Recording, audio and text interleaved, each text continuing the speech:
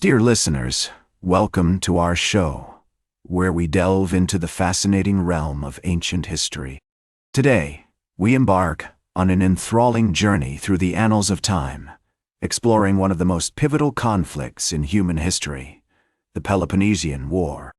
This devastating struggle, which ravaged the city-states of Greece from 431 to 404 BCE, left an indelible mark on the course of Western civilization. As we begin our exploration of this tumultuous period, let us set the stage by examining the earliest history of the Peloponnesian War. It is a tale of intrigue, politics, and power struggles, where mighty city-states clashed in a struggle for dominance. Our narrative begins in the early 5th century BCE, when Athens, under the guidance of the visionary leader Pericles, had emerged as a dominant force in Greece. The Athenians had built a formidable navy, which enabled them to project their power across the Aegean Sea and establish a vast empire. However, this ascendancy was not without its challenges. The Spartans, with their rigorous military discipline and aristocratic governance, viewed the Athenian rise with suspicion and alarm. Tensions between these two powers had been simmering for decades, as they competed for influence in the region. One of the key flashpoints was the city of Corcyra, a strategic location in northwest Greece, which controlled access to the Adriatic Sea. In 433 BCE, Athens and Corcyra formed an alliance, which sparked a chain reaction of events that would eventually lead to the outbreak of war.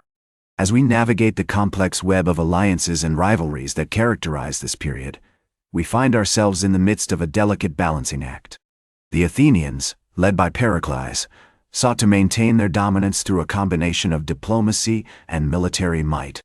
Meanwhile, the Spartans, under the guidance of King Archidamus, pursued a more cautious approach, hoping to avoid conflict while still protecting their interests. The year 431 BCE marked a turning point in this drama, as the Spartans, frustrated by Athenian aggression, finally declared war. The conflict began with a series of skirmishes and raids, as both sides tested each other's resolve and probed for weaknesses. The Athenians, with their superior navy, launched a series of attacks on Spartan territory, while the Spartans, with their formidable army, launched incursions into Attica, the region surrounding Athens.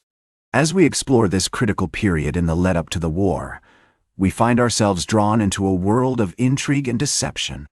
The Athenians, led by Pericles, employed a range of tactics to undermine their enemies, from economic sanctions to strategic alliances. Meanwhile, the Spartans, with their tight-lipped secrecy, maintained a veil of mystery around their intentions, leaving their opponents to guess at their next move. As we conclude our examination of the earliest history of the Peloponnesian War, we find ourselves poised on the brink of a catastrophic conflict that would shake the foundations of ancient Greece.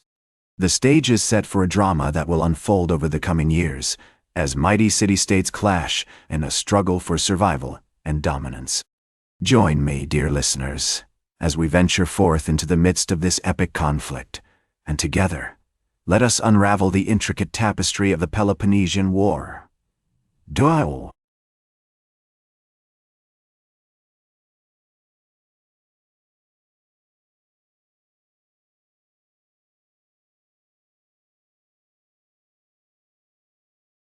Dear listeners, welcome back to our exploration of the Peloponnesian War, one of the most pivotal conflicts in human history. The early years of the war saw a series of Athenian victories, as their superior navy allowed them to dominate the seas and launch devastating attacks on Spartan territory.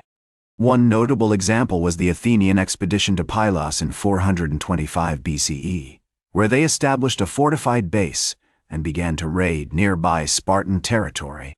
As the Athenian general Demosthenes observed, the Spartans are like a sturdy oak tree, which is hard to shake, but once shaken, it is difficult to set upright again. This bold move sparked a chain reaction of events that would eventually lead to the Battle of Sphacteria, where the Athenians captured a significant contingent of Spartan hoplites, including several high-ranking officers. The Spartans, however, were not ones to be easily deterred. Under the guidance of the brilliant General Brasidas, they launched a series of counterattacks against Athenian allies in the north, capturing key cities such as Amphipolis and Torone. As Thucydides, the renowned historian of the war, noted, Herodotus was a man of great daring and cunning, who achieved remarkable successes through his clever tactics and bold leadership. The Spartans also began to develop their own naval capabilities, which would eventually allow them to challenge Athenian dominance at sea. One of the most significant events of this period was the plague that swept through Athens in 430 BCE, killing an estimated one-third of the population, including Pericles himself. This devastating blow weakened the Athenians and created divisions within their leadership, as different factions vied for power and influence. As the Athenian general Thucydides observed, the plague was a disaster of unparalleled proportions, which shook the very foundations of our city and left us vulnerable to our enemies. Despite these challenges, the Athenians continued to fight on, driven by their determination to maintain their empire and protect their way of life. The war raged on for years, with both sides suffering heavy losses and neither able to gain a decisive advantage. As we explore this critical period in the war, we find ourselves drawn into a world of intrigue, deception, and brutality, where the stakes were high and the consequences of defeat were dire. The Athenians are about to launch a disastrous expedition to Sicily, which will ultimately prove to be a costly and catastrophic mistake. The Spartans, meanwhile, are poised to launch a series of devastating counterattacks that will push the Athenians to the brink of defeat. Join me, dear listeners, as we venture forth into the concluding chapter of this epic story, and together, let us unravel the intricate tapestry of the Peloponnesian War.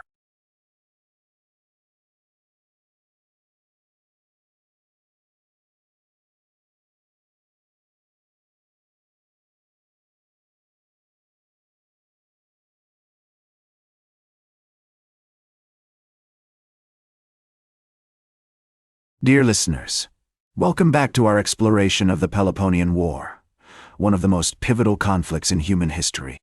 The Athenian expedition to Sicily, which began in 415 BCE, proved to be a costly and catastrophic mistake. The Athenians, led by the generals Alcibiades, Nicias, and Lamachus, sailed to Sicily with a massive fleet of over 130 ships and an army of thousands of soldiers. Their goal was to capture the city of Syracuse, a key ally of the Spartans, and gain control of the island's rich resources. However, the expedition was plagued by poor planning, inadequate supplies, and internal conflicts between the generals. As the Athenians laid siege to Syracuse, they faced stiff resistance from the Syracusans, who were aided by the Spartan general Gylippus. The Spartans had sent Gylippus to Sicily with a small force of soldiers, but he was able to rally the Syracusans and lead them to several victories against the Athenians. The Athenians, meanwhile, were struggling with disease, hunger, and thirst, as their supplies began to run low. In 413 BCE, the Athenians suffered a crushing defeat at the hands of the Syracusans, losing thousands of soldiers and many of their ships.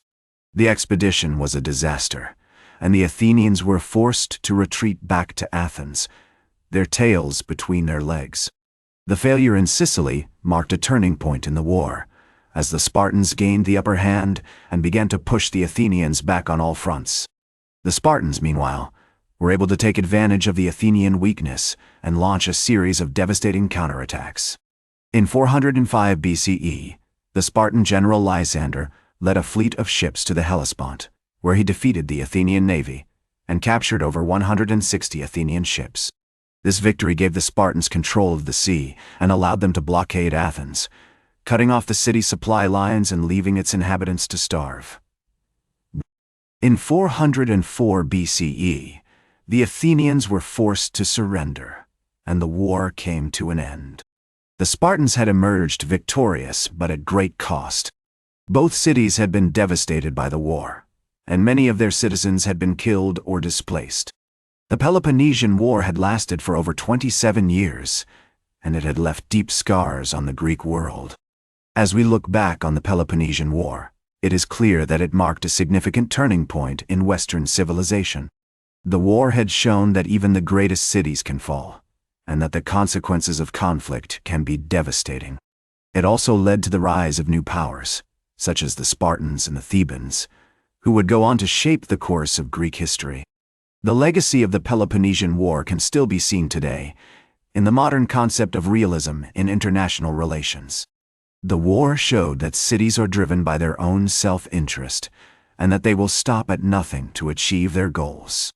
This idea has been influential in shaping Western thought on politics and diplomacy, and it continues to inform our understanding of international relations today. As we conclude our exploration of the Peloponnesian War, we are reminded of the enduring power of history to shape our understanding of the world. The war may have ended over 2,400 years ago, but its impact can still be felt today. Join me next time as we explore other significant events in human history, and together, let us unravel the intricate tapestry of the past. That's all for today's History with Herodotus. Remember to like, share, and subscribe. And until next time, remember that to understand the present, we must first understand the past.